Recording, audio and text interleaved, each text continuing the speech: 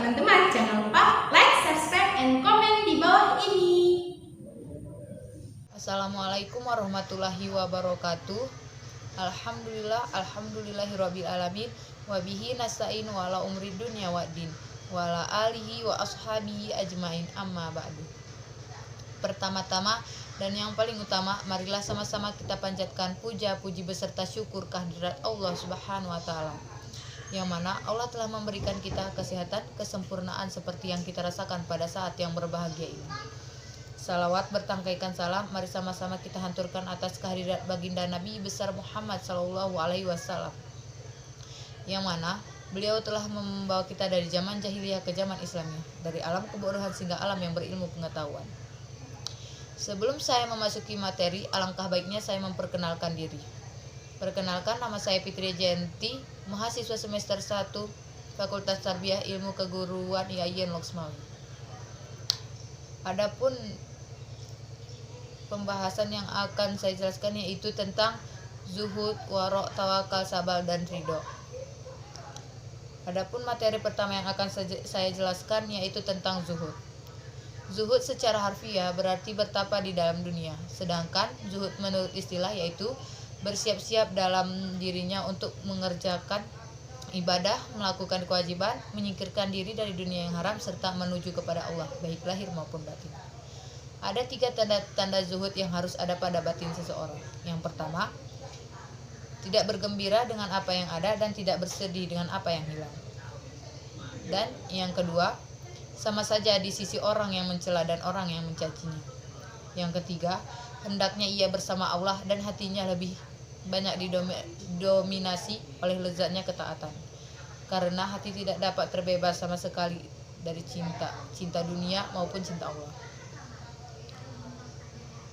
Jadi, tanda-tanda zuhud adalah tidak adanya perbedaan antara kemiskinan dan kekayaan, kemuliaan dan kehinaan, pujian dan celaan, karena adanya dominasi keakraban dengan Allah.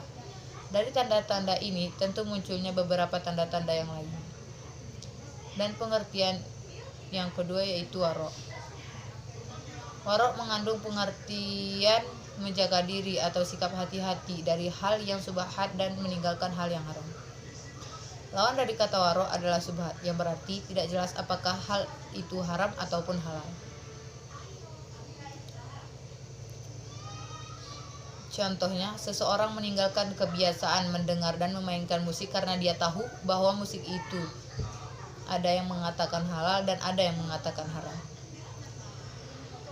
Ada beberapa tingkatan warok, di antaranya yang pertama, warok al-udul. Warok al-udul adalah orang-orang yang memiliki kelayakan moralitas, yaitu setiap hal yang fatwa harus diharamkan di antara hal yang masuk ke dalam kategori haram mutlak. Apabila dilarang, maka pelanggarannya dinilai melakukan kefasikan dan kemaksiatan. Dan yang kedua, contohnya adalah setiap subhat yang tidak wajib dijauhi karena dianjurkan untuk dijauhi. Sedangkan apa yang wajib untuk dijauhi maka dimasukkan ke dalam hal yang haram. Dan yang ketiga, waro al-muttaqin. Sebagaimana ditegaskan oleh sabda Nabi Shallallahu Alaihi Wasallam, seseorang hamba tidak akan mencapai derajat muttaqin sehingga ia meninggalkan apa yang tidak berdosa karena takut terhadap apa yang berdosa. Umar radhiyallahu anhu berkata, kami dahulu meninggalkan 9/10 barang yang halal karena takut terjerumus ke dalam hal yang haram. Dan tingkatan keempat, waro al-sidiki. Halal di sisi mereka adalah setiap hal yang dalam sebab-sebabnya tidak didahului oleh kemaksiatan, tidak dipergunakan untuk kemaksiatan, dan tidak pula dimaksudkan untuk pelampiasan kebutuhan baik sekarang ataupun di masa yang akan datang. Ini adalah tingkatan orang-orang yang bertauhid muwahhidin yang telah dihindari dari tuntunan nafsu mereka. Dan pembahasan yang ketiga yaitu tawakal. Tawakal berasal dari kata at-tawakul yang dibentuk dari kata wakala. Artinya menyerahkan, mempercayai atau mewakili berdasarkan kepada dinding. Tawakal secara istilah adalah rasa pasrah hamba kepada Allah Subhanahu wa taala yang disertai dengan segala daya dan upaya mematuhi dan setia menunaikan segala perintahnya. Ciri-ciri tawakal sebagai berikut. Yang pertama, mujahadah. Mujahadah artinya sungguh-sungguh dalam melakukan suatu pekerjaan, tidak asal-asalan. Contohnya sebagai pelajar. Dan yang kedua adalah doa. Doa artinya walaupun kita sudah melakukan upaya mujahadah, kita pun harus tetap berdoa memohon kepada Allah. Dan yang ketiga, syukur. Syukur artinya apabila menemukan keberhasilan, kita harus mensyukurinya. Dan yang keempat, sabar.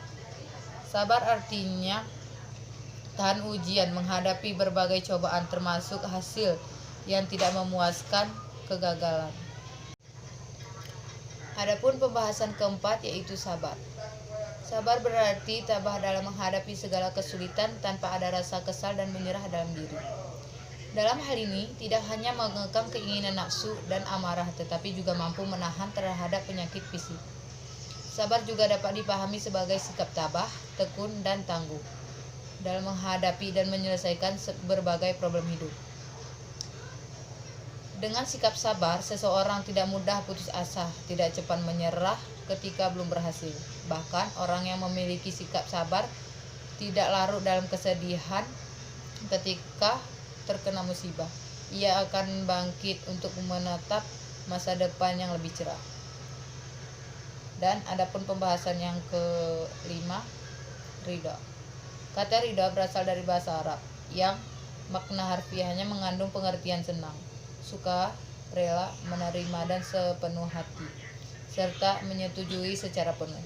Ridha secara bahasa menerima dengan suka hati. Adapun ridha secara istilah diartikan sikap menerima atas pemberian dan anugerah yang diberikan oleh Allah dengan diiringi sikap menerima ketentuan syariat Islam secara ikhlas dan penuh ketaatan, serta menjauhi perbuatan buruk maksiat baik lahir maupun batin.